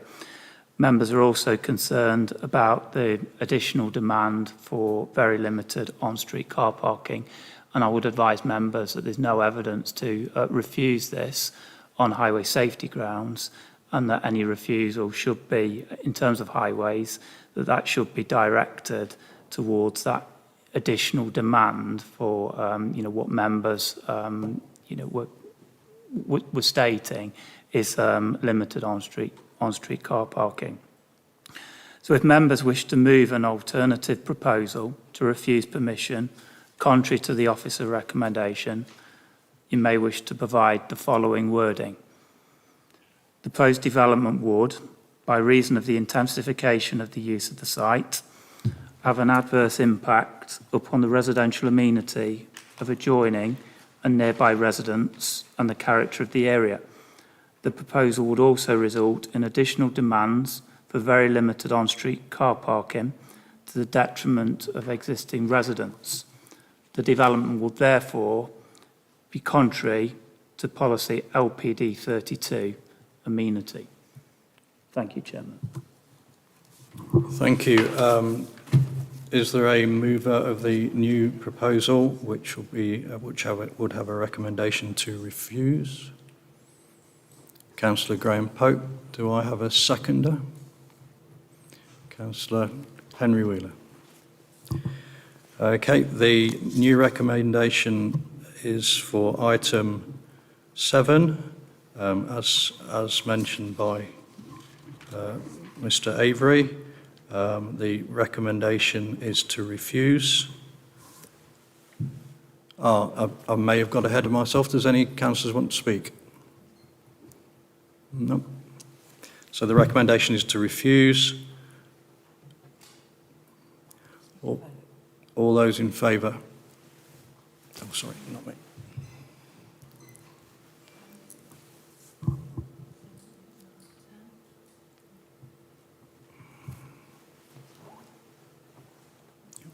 Thank you. All those against?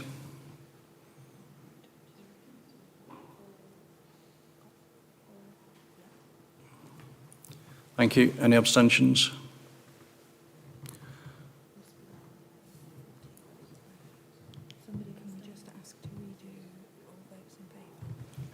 Could I redo all those in favour, please?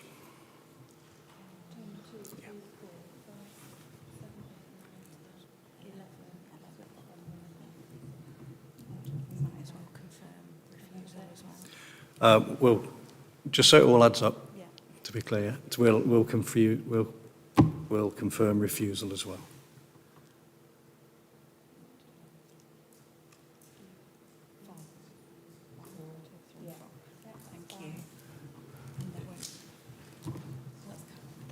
So that all adds up now. So the recommendation for refusal is carried. Thank you.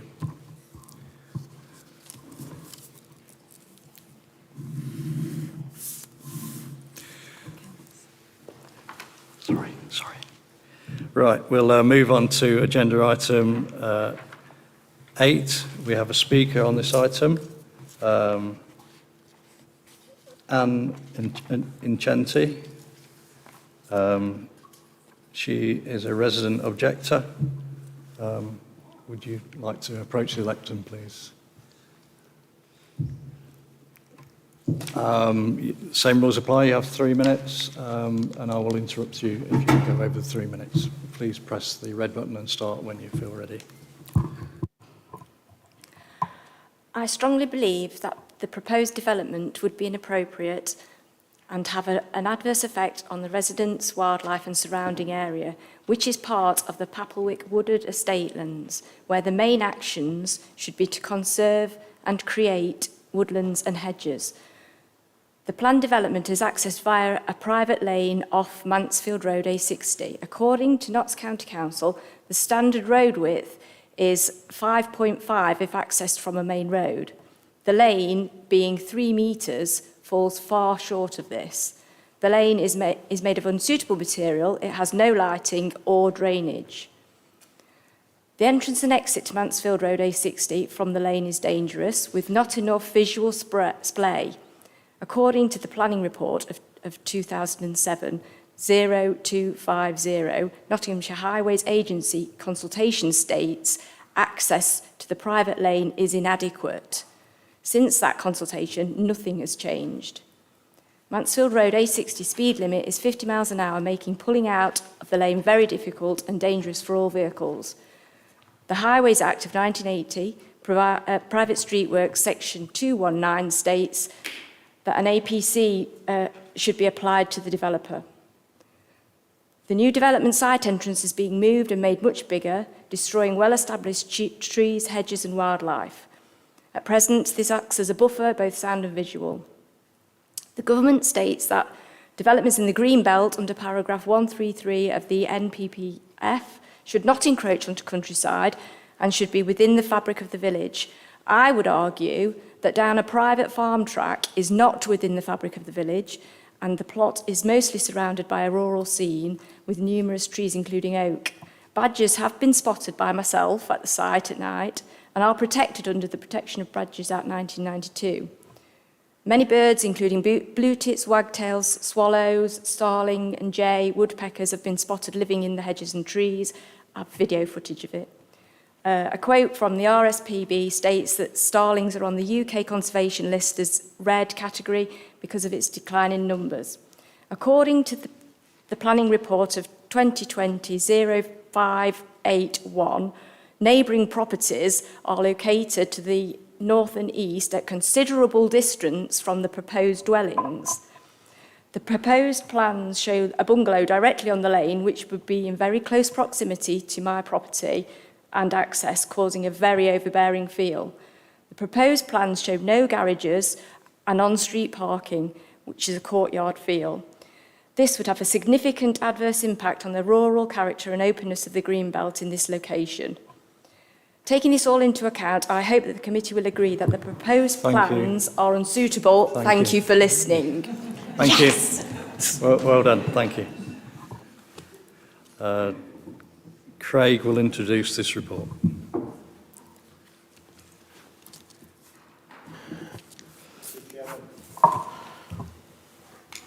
This application relates to a brownfield site permitted to be used historically for commercial storage purposes.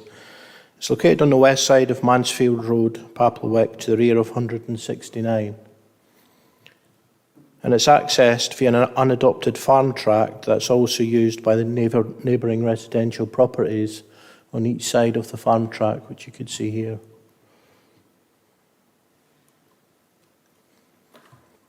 The site measures some 0.36 hectares and comprises of a series of single-storey buildings that have the appearance of Nissen huts. Just flick forward to the pictures of the site. Planning permission is sought for the demolition of these buildings and the erection of 5 bungalows. The dwellings would have a very simple architectural form. The proposed dwellings would be accessed in the first instance via the access track from Mansfield Road. A new turning area would be formed from the access track, and each dwelling would have 2 off-street car parking spaces. It's proposed to hard surface the first 10 metres of the existing track from the junction with Mansfield Road.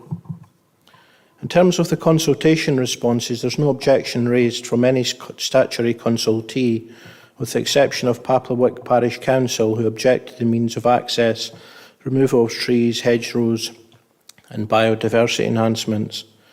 It should be noted that further comment has been made from Papelwick Parish Council since the report's been published, these comments are only repetition of the previous comments that's already been considered within the report. In terms of planning policy, the site is located within the wider Greenbelt allocation. However, owing to its previously consented use as commercial storage, it's considered that the site is previously developed land.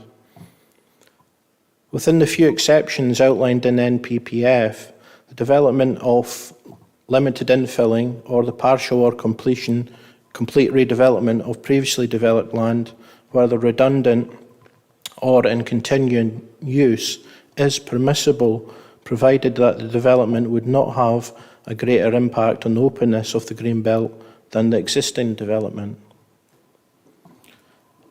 The assessment by officers is that whilst the proposed built form would be spread out a lot further than what it is at the moment, its impact would not be greater and have a detrimental impact on the openness of the Greenbelt compared to the existing situation.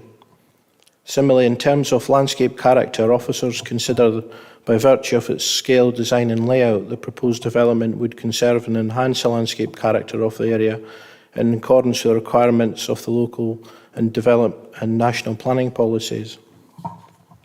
In terms of the impact on neighbouring amenity, it's considered in the report that the proposals would not have a significant harmful impact, primarily due to the considerable distance to other residential properties and all of the proposed dwellings being single-storey in height. It's considered that there would be no harmful impact through direct overlooking, overshadowing, or have any overbearing impact. In terms of ecology, the applicant submitted a protected species surveys, which concludes no habitat of conservation concern were located on the site itself, and therefore the proposals would not impact on any rare or valuable habitats. A subsequent bat survey was undertaken, which concluded that the existing buildings were not identified as a bat roost and no further mitigation would be required. A biodiversity net gain assessment was also provided, which calculates that the creation of a wildflower meadow, which would be on that top west part of the site, would represent an overall 17% gain in habitat units and 22% gain in hedgerow units. On this basis, the development would comply with Policy 18 of your development plan. Now, a key consideration of this application's impact the development would have on highways. As discussed, the consented use of the site is for commercial storage use, and its proposed access from Mansfield Road via the existing access track is the proposed means of access to which the Highway Authority do not object. Now, whilst the Highway Authority initially raised some concerns about the proposal, the applicant provided trip rate calculations to demonstrate that vehicle movements to and from the site would be no more harmful than what is now proposed. Following further consultation, the Highway Authority state that they are now satisfied that all outstanding issues regarding the access width have now been resolved.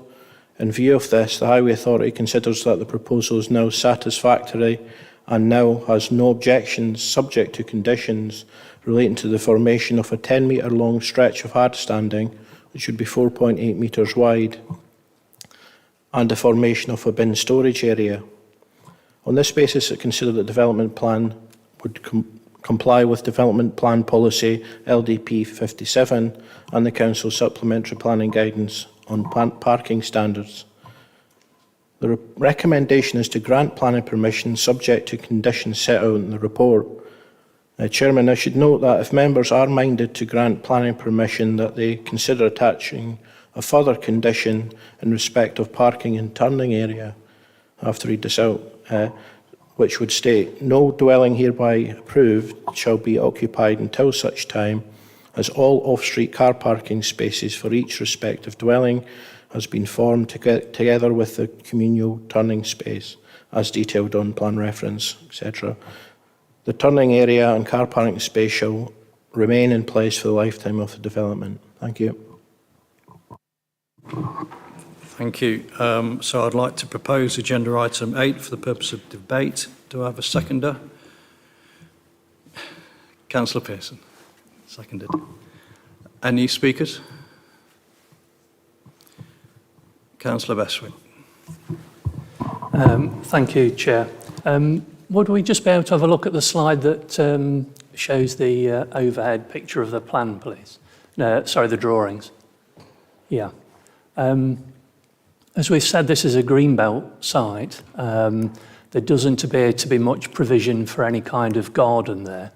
In my view, with no gardens, surrounded by properties with very large gardens, I think that could be seen as an over-intensive use of the site and out of character with the area. I'm also concerned about the demolition of the hedgerows. I know there's a water meadow there in the corner, but these are established hedgerows that have been there probably for decades, to be honest. And what I don't think we've seen yet is a photograph of the actual storage facilities where they are at the moment. I don't know if you've got that and you can show it to us. But if we have got that, I would invite everybody to look beyond those storage facilities. There we go, almost, yeah. Look beyond those and you know, look at the hedgerows that surround it. And the proposal is to rip all of those out and replace it with a fence that we've all spoken about at the start of this evening, that we all considered so ugly on a road that we all wanted to move it. Finally, I have a major concern about the access.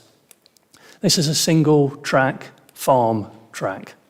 Access from the A60, if you're driving down the A60 heading south and you want to turn right into that development and somebody wants to turn right coming out of it, you're going to be sat on the A60 waiting to turn right with traffic coming at you and probably traffic coming behind you as well. Frankly, I'm flabbergasted that the highways have not raised this as a safety concern. At the very least, the end of that farm track needs to have a very decent splay at the end of it. I think the speaker mentioned the width that should be. So they are my major concerns. I would also say, obviously, this is in my patch, so I need to say that as well. Thank you, Chair. I'll cover a couple of those points, if that's okay.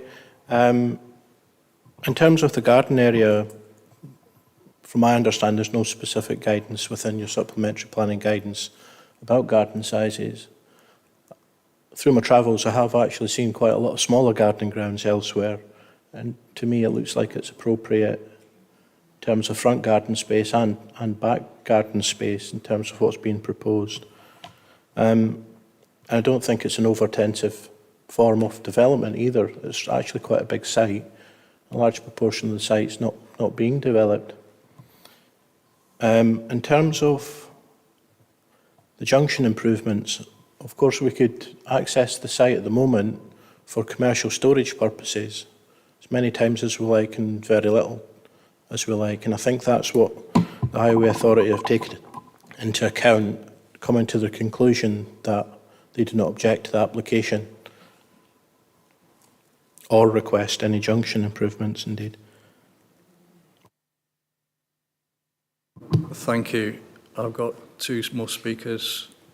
Councillor Gibbons next, 3 more. Yes, just so clarification from the officer, please. Did you originally say it was a brownfield site? Yes, previously developed land, yep.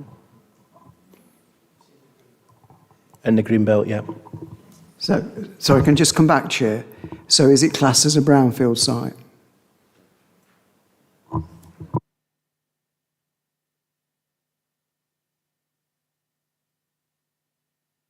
In terms of the definition of the MPPF, it refers to PDL, but more commonly kind of known as brownfield, in brownfield, greenfield, but the terminology we prefer to use is previously developed, but another phrase is brownfield, yes.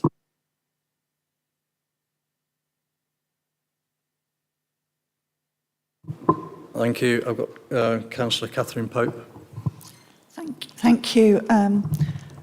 Thank you to the speaker. I thought you spoke very well. I did have some concerns, but I think the mitigations and conditions have probably addressed most of those. I just wanted to be clear. Am I right in understanding that there's going to be a condition they can't be extended, they have to stay as bungalows? Is that right?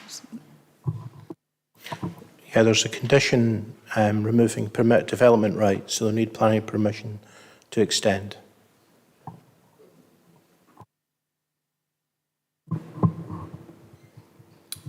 Councillor Elwood.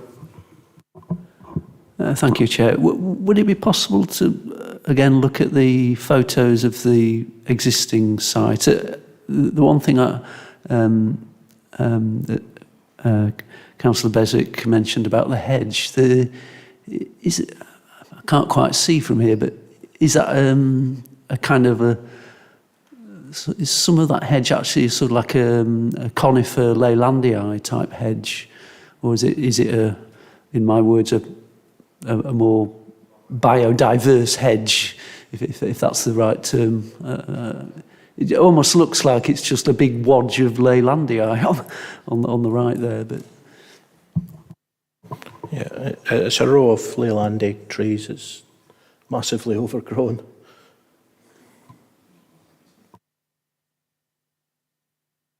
Thank you. Do we have any other speakers? Councillor Adams. Thank you. Just on going back to the hedge point, the hedge, bottom left hedge looks like non-evergreen, if I'm not mistaken. Even though it looks like, is it a mix of rather? I don't think the whole thing looks like it's all Leylandii or whatever it is, whatever type of conifer it is.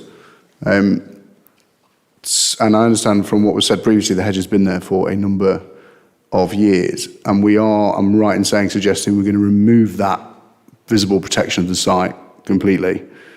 And I'm also right in saying it is in the green belt, but even though the property, as you're saying, is a previous used site, so we talk about openness in the green belt. Surely a previously used site, we're about to put more properties on, remove the visible protection from that site and open it up, surely is going to affect the openness of the green belt even more. Because the visible view is not going to be of green, it's going to be of buildings. It's absolutely no different to the application that you've just permitted on the industrial estate. Whereas this application, you're quite right. My question was, to the top left, is it a row of Leylandii conifer trees? Yes. Yes, there is other small parts of the site that are not Leylandii trees. And some of it will be removed. And that's been considered in the biodiversity enhancement plan. Excuse me, that would represent some 22% improvement in hedge planting as a result of the development. Can I just come back on something? Sorry. So the difference I would suggest with the other development that you've mentioned is that hedge has been retained around the edge of that site. At the Sarville site, there is an existing hedge row that hides it visibly from the street. What you're saying with this development is this is going to be, the hedge is going to go and there's going to be a fence, and then the fence is going to be, you're still going to see rooftops above the fence, still going to be visible from this farm track. That, I guess another point to that as well, the farm track won't be adopted, it will be an unadopted highway, or will it be adopted? And as a result, will it have the correct drainage and all those sorts of things, street lamps if it is? And again, how does adding street lamps to the Greenbelt affect its openness and its credibility as a Greenbelt site?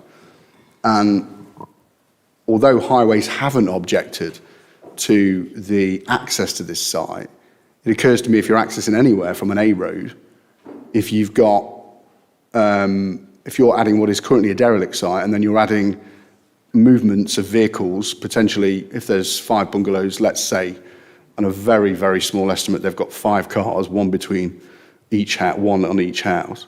You're adding potentially 10 movements of vehicles with that. On top of that, any delivery vehicles or anything of that variety, again, like we discussed earlier with the HMO, What are we, if it's currently not a site in use and then we're making it a site in use and we're adding those vehicle movements, I accept that if it's currently under a certain state, but it seems to me that's a lot of vehicle movement potentially being added to this site on what is an A road with very limited visibility as you access and enter the site. There's a lot of questions here, Councillor. I'll try and pick up on almost all of them. In terms of the site use, planning is concerned with what is the use.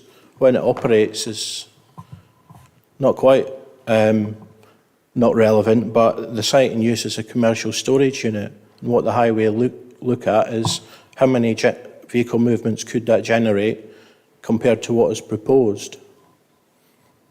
And that's how they've come to the conclusion that there'd be no adverse impact on highway safety. But in terms, back to your point with street lamps, no, street lamps are not proposed. It's not proposed to adopt this road. In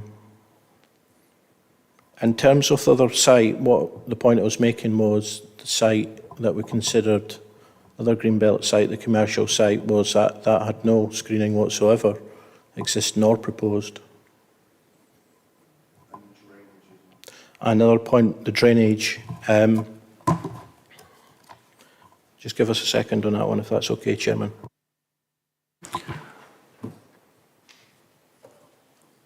While the officer reviews his papers, Councillor Adams, a point that I would wish to make is in relation to the floor areas. So I'd refer members to paragraph 6.2 of the report in terms of the floor areas. So what the report states is the proposed bungalows would have a cumulative floor area of 728.54 square metres and a maximum ridge height of 3.8 metres, whilst the existing buildings have a cumulative floor space of 743.5 square metres and a ridge height of approximately 4 metres in height. So the point here is the development that's going back. There's less development that's going back in the place of these Nissan huts. So the MPPF allows the complete or partial redevelopment of previously developed land. This would completely redevelop the previously developed land, but less development, less built form would be going back in. In terms of the removal of the hedgerows, they could be removed in any case. So those hedgerows are not afforded any protection. So the hedgerows could be removed and the existing structures could be retained on site. But I think members should give significant weight to the fact that the floor area of the development is less than the existing floor area.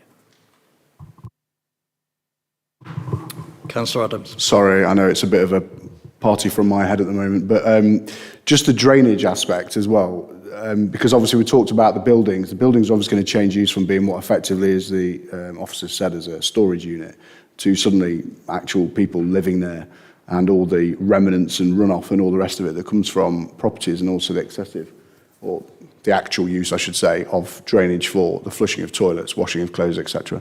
What's the, can you just have a confirmation on what the plan is for that to ensure there's no flooding of the A60 or any surrounding issue area as well? What's not shown on there is, and the reason I mentioned other condition was there would be permeable paving over the entirety of the entrance. What's missing from the report would be the response from the lead local flood authority.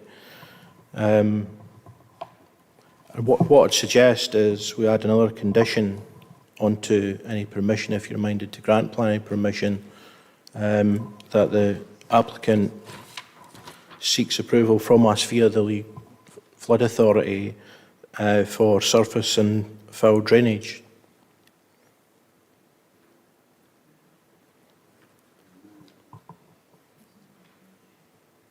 So just to confirm, you're asking us to vote on an application with no flood report, just for the ladies and gentlemen at home and in the room?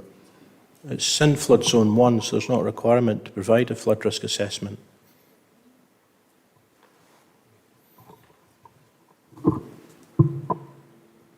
Thank you. Any more speakers on this item? Okay, so let's move to the vote. Sorry. Before we go to the vote, there are 2 additional conditions that Mr. Avery will state. Thank you, Chairman. So as picked up in the officer's presentation, a further condition is required requiring details of the car parking and turning details prior to the commencement of development. And as just suggested by the officer, a further condition is proposed regarding details of foul drainage to be submitted to and approved in the writing by the local planning authority prior to the commencement of development. Thank you, Chairman. Thank you. Right, so we're voting on agenda item 8, which is land to the rear of 169 Mansfield Road. The recommendation is to grant approval. All those in favour?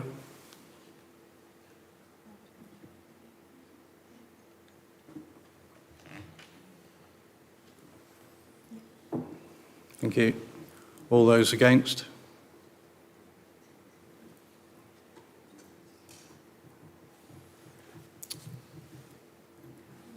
Thank you. And there are no abstentions, so that is carried.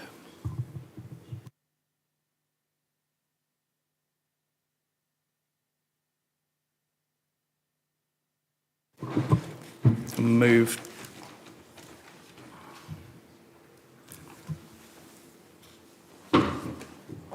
to agenda item 9, which is a tree preservation order application at All Hallows Church, Arnold Lane, Gedling.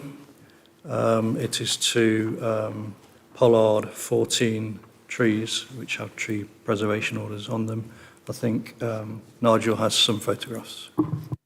Thank you, Chair. I'll just be brief. Yeah, around the edge of the church there, I think it's 14 lime trees, and there's just a picture of them, and in effect they'll just be proposing to pollard them to the previous points that they have done in the past, and recommending approval of the works. Thank you. So I'd like to propose agenda item 9 for the purpose of debate. Do I have a seconder? Councillor Wilkinson, seconded. Thank you. Do we have any speakers? No. Shall we go straight to the vote on this one? So we're voting on agenda item 9, All Hallows Church, Arnold Lane. And the recommendation is to grant permission. All those in favour?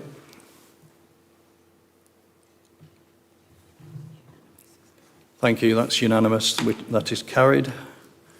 We'll move on to agenda item 10, which is another tree preservation order application, land adjacent to Pavilion Road, Bestwood, and it is to remove the density of an oak tree by 50%.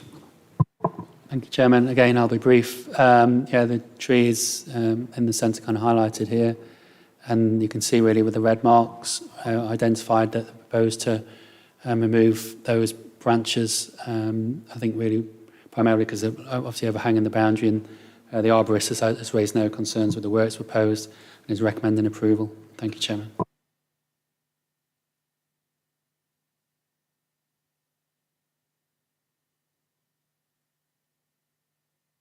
Thank you. I'd like to propose agenda item 10 for the purpose of debate. Do I have a seconder? Councillor Ellis. Any comments? No. Shall we move to the vote? So we're voting on agenda item 10, land adjacent to Pavilion Road, Bestwood. The recommendation is to grant permission. All those in favour?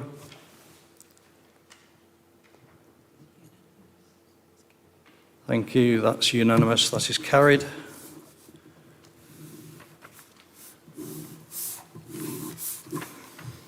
So we'll move on to agenda item 11, which is an enforcement action at land to the north of 15 Paddock Close, Calverton, and Nigel will introduce it. Thank you, Chairman. Yes, as you say, what we're looking at here is just to take some enforcement action against unauthorised use of the garden area, in particular the siting of two shipping containers in the rear garden. The site is here, and the structure's been sited in the rear garden, as you see it, to number 15. And this is kind of how it looks currently. It has got a fence to almost separate that land off.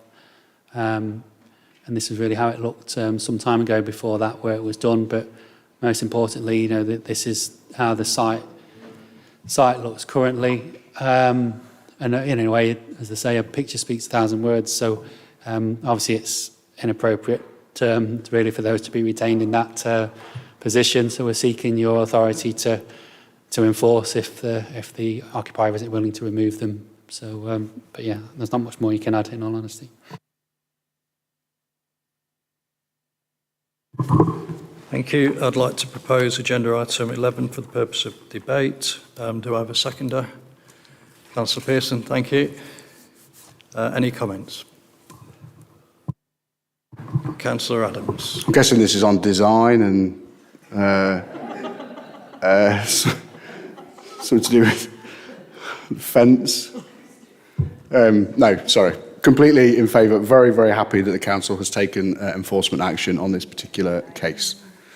Thank you. Any other comments?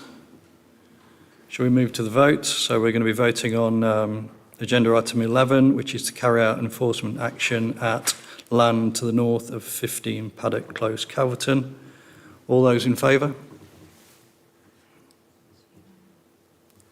Thank you. That's unanimous. That's carried. So we'll move to agenda item 12, which is to be noted. Any comments on future planning applications at all? Officers or members? No. Shall we move on to agenda item 13, delegation panel action sheets? Any comments on those at all? No, thank you. No.